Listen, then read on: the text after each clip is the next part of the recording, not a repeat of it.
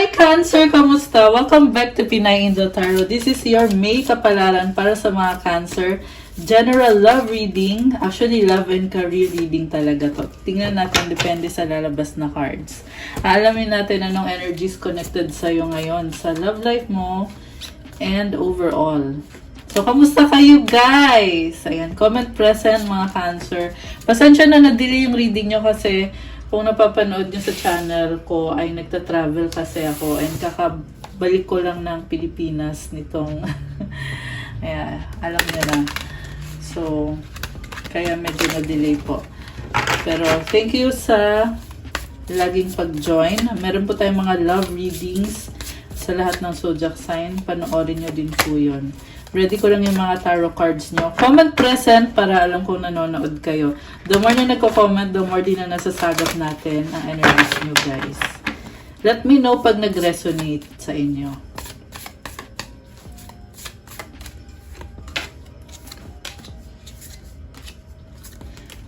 Kung kailangan nyo naman ng gabay, pwede kayong mag-avail ng private reading services ko. Tingnan nyo po sa description box. Andyan po nakalagay yung contact details ko. Message me sa Viber or sa WhatsApp para mas mabilis. Ayan. Okay, so tingnan natin ang unang mensahe para sa'yo. Meditate and contemplate new moon in Pisces. Don't let your past hold you back, South Node. Believe in the impossible, blue moon. So, siguro nagme-meditation ka ngayon, kaya lumabas tong meditate and contemplate na card. And, alam mo, ang laki ng pangarap mo, Cancer. Yung nga lang, pinipigilan ka ng mga nangyari sa past. Hayaan mo na daw yun, i-let go mo na yun. Focus ka sa present. At, naniniwala ka sa imposible, kaya ipagpatuloy mo yan para talagang makuha mo yung wish mo. Temptation. Union, Cupid, wow. So, there is so much attraction. Mukhang soulmate mo or kung hindi mo man soulmate, malalim talaga yung connection dito. Very physical, full of desires. And, in love din kayo eh. Hindi lang siya physical guys. Parehong soul level yung connection na nakikita ko dito. The union of divine soul counterparts is a miraculous event that begins when you least expect it. Think carefully about the situation. Love is in the air when Cupid is around. Wow! Love is in the air. Okay, very nice. So, from the tarot, overall energy is Page of Wands. Bago ngayon ang energy mo, parang pinag-iisipan mo yung sitwasyon mo. Posible din tong mensahe na may mensahe gustong sabihin sa'yo or ikaw gusto mong sabihin sa person mo. Mukhang merong bagong opportunity din. Sa recent past, 2 of Wands, 3 of Pentacles, and the King of Pentacles. Meron kang inaabangan at pinag-aaralan connected sa actually, finances yung lumabas dito eh. And kaya mo din naman ginagawa yan kasi sobra kang nagkikare sa taong minamahal mo. Mukhang may family na yung iba sa inyo, guys. And King of Pentacles, very practical energy.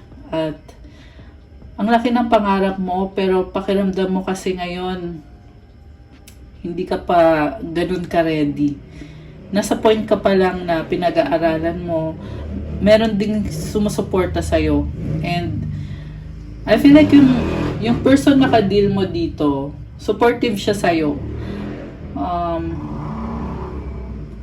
Supportive naman siya sa'yo. At nakakatawa kasi nakukuha mo yung tulong na kailangan mo. Kasi ginagawa mo din naman yan, bilang sacrifice mo yan, contribution mo yan sa relationship or sa connection ninyo. Sa current energies, Hierophant, Emperor, and Temperance. Wow, ang ganda ng cards na to, guys. So, Cancer, nakikita ko dito, malalim na commitment at ikaw talaga yung bigay todo ka talaga dito. Ikaw yung sobrang nag-e-effort. Ginagawa mo yung best mo and walang pagsisisi, alam mo yun, walang pumipigil sa'yo.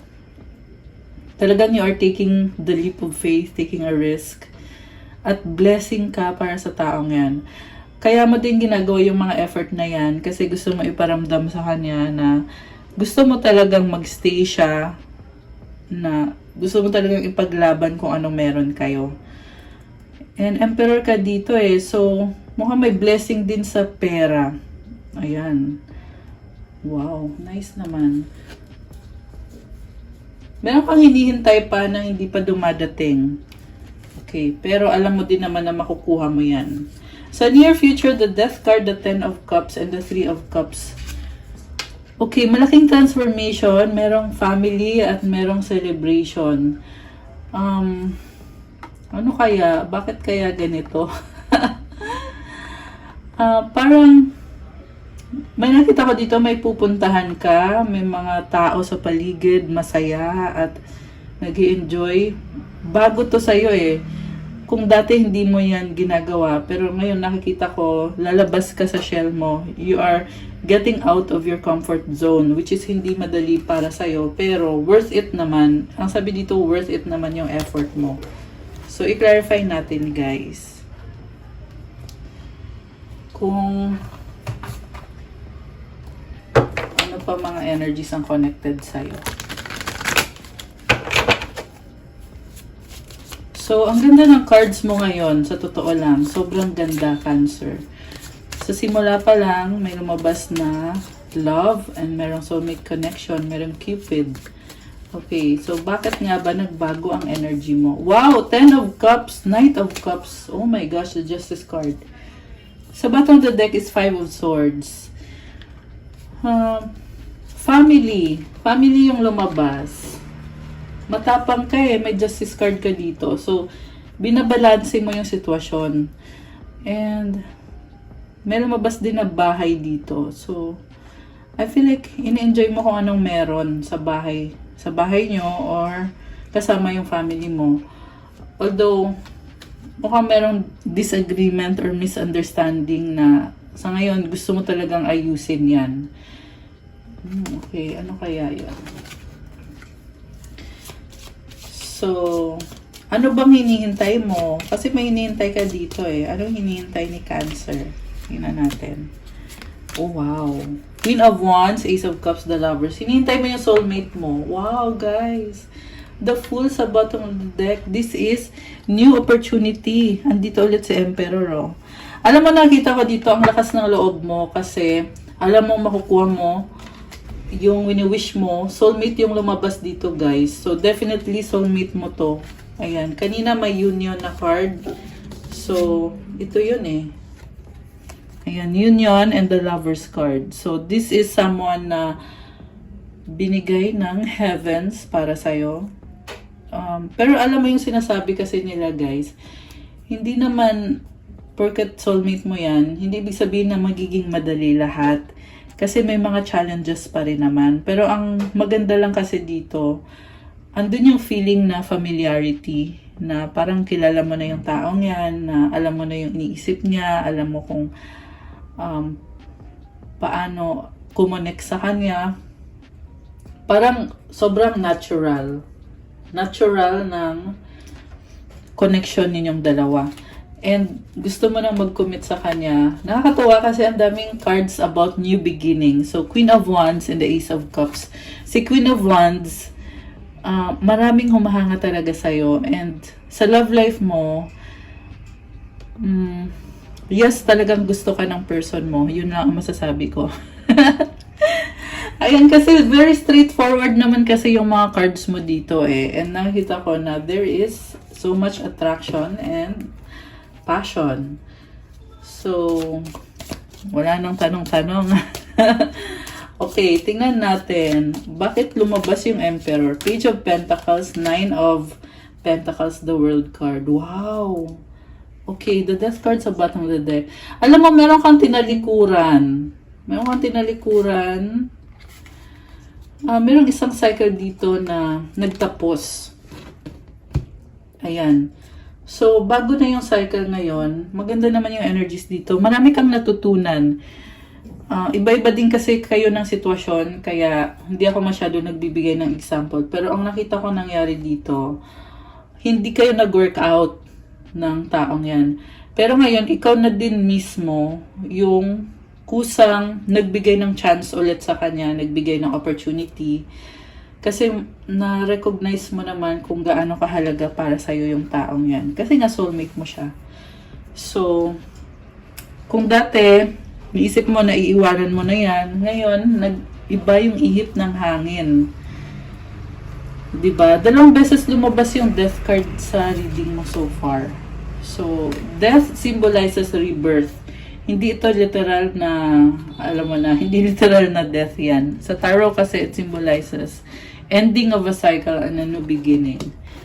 Palaging may kasunod yan na bagong simula.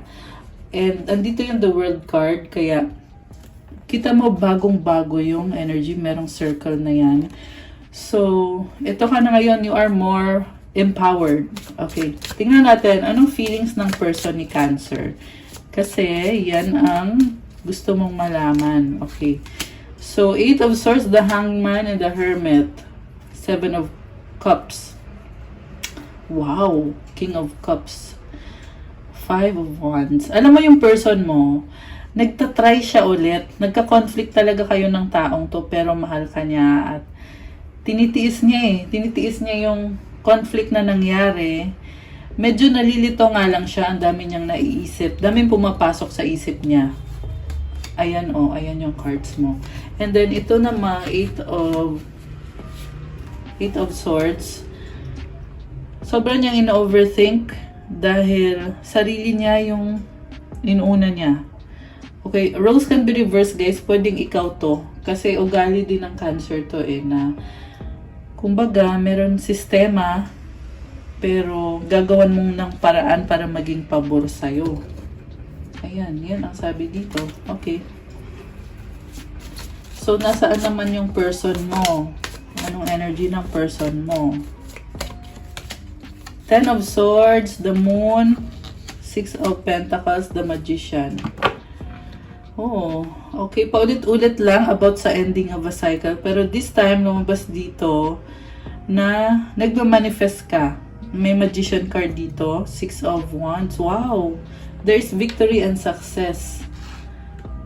So, pag lumabas ang card na to, ibig sabihin, maayos mo na yung conflict na nangyari. Na kanina lumabas dito, 5 of Wands, diba? Nakakatuwa. Kasi andun yung feeling na ang gulo. Kasi, for some kasi guys, may ibang taong involved. Merong, not necessarily na third party, okay? Pero meron talagang maraming tao. O, sabihin na natin, may third party. Pero yung third party na yan, pwede kasi yan pamilya ng person mo or baka may anak siya sa ex niya, something like that. Knight of Wands. Wow. May gustong lumapit sa'yo. Tanggap ka niya, mahal ka niya. Oh my gosh! Kinilig. Kinilig ako dito. Okay. So, this person, sobrang attracted sa'yo. May celebration. Ayan. 2 of Cups and the 3 of Cups. Pero bakit ganon? Parang naboboard. Kaya, nakita ko, aalis din ulit. Ayan, aalis ulit.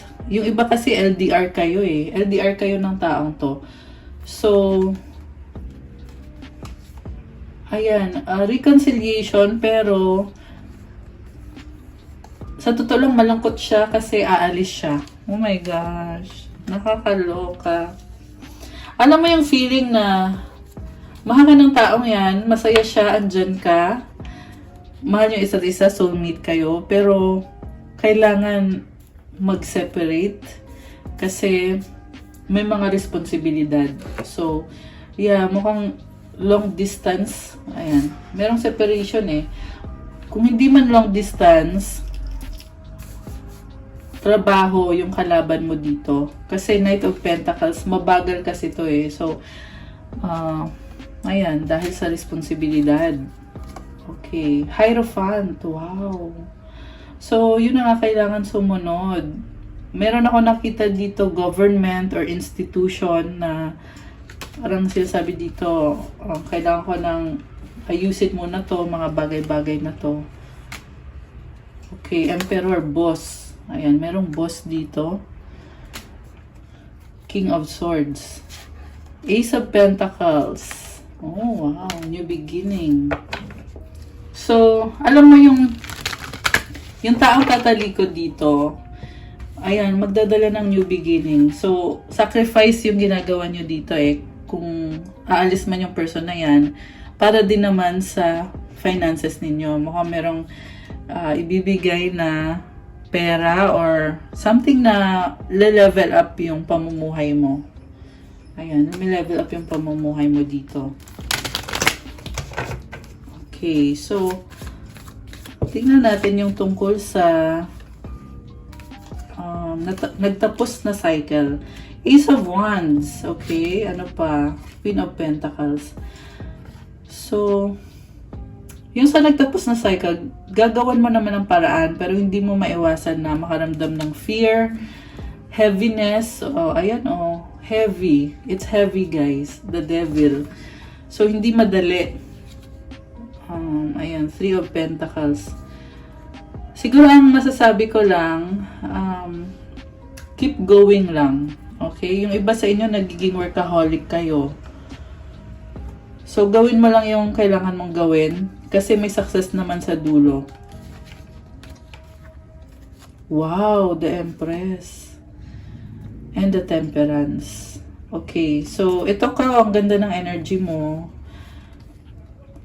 Parang, ini-enjoy mo lang din naman yung life mo eh. Pero, hindi mo maiwasan na nag-iisip ng negative. Ayan.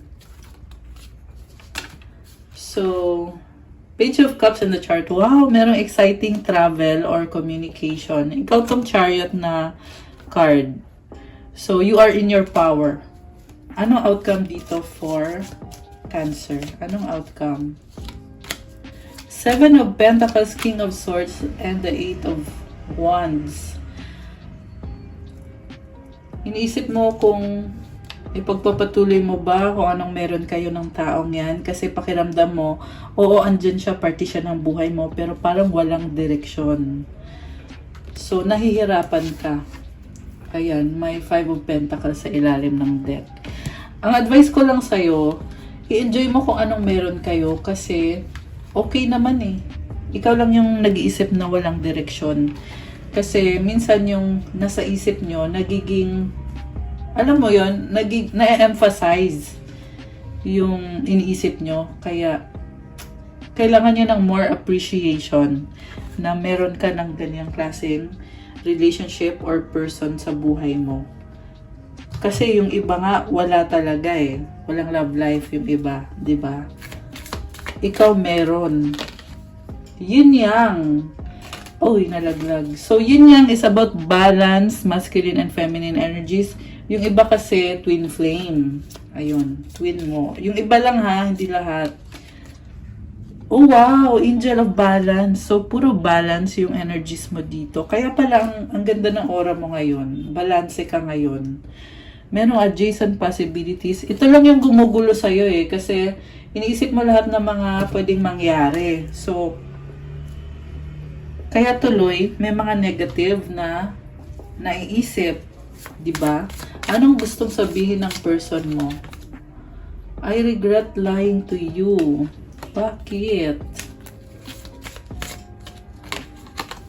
I left when I saw you with someone. Oh my gosh. Parang nahihiya sa'yo to eh. Kasi, nagsiselos ata. Merong someone na nakita niya. I wish I could share my good news with you. May gusto siyang sabihin sa'yo. I bury myself in work to forget you. Oh my gosh. Kasi pag nasa trabaho na siya, talagang nabibisi na itong person mo. We will be together again! So, siya mismo alam niya na magkakasama kayong dalawa ulit. Last one. Oh, how I feel you even though we are apart. I love it. So, malakas din ang intuition ng person mo. May mga signs na lumabas dito. Gemini, Libra, Scorpio, Capricorn, meron ding Taurus. Ayan. Although this can be any sign, mukhang lahat naman ng signs ay andito sa reading natin. Yung nabanggit ko lang yung pinakamalakas. Malakas din ang fire sign, Aries, Leo, Sagittarius, at yung air sign, Gemini, Libra, Aquarius. Okay, kuha ko kayo ng advice card para sa mga viewers natin na mga Cancer.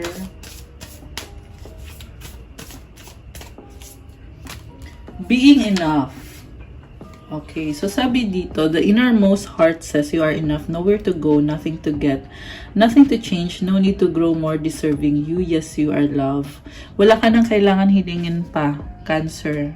Nasa sayo na kung ano yung kailangan mo at naayos mo na yung sarili mo. Nasa sayo na din yung love. Ikaw mismo yung love. Yan ang sabi dito. Wow, grabe. Kontento ka na at masaya. Kita mo yung kulay green na mga dahon-dahon. It symbolizes abundance. Tsaka yung tubig-tubig na yan na parang luha, ano. Pero it's water. Water symbolizes emotions. Ayan. So, ang nakita ko sa'yo talagang meron pagmamahal talaga yung effort na ginagawa mo. Pareho yan sa love at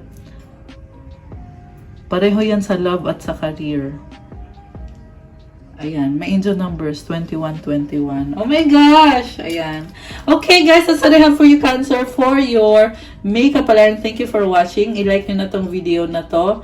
Thank you sa mga nag-subscribe. At kung bago kayo, please subscribe to show your support. And comment kung nag-resonate ba or kung nagustuhan nyo ba yung reading.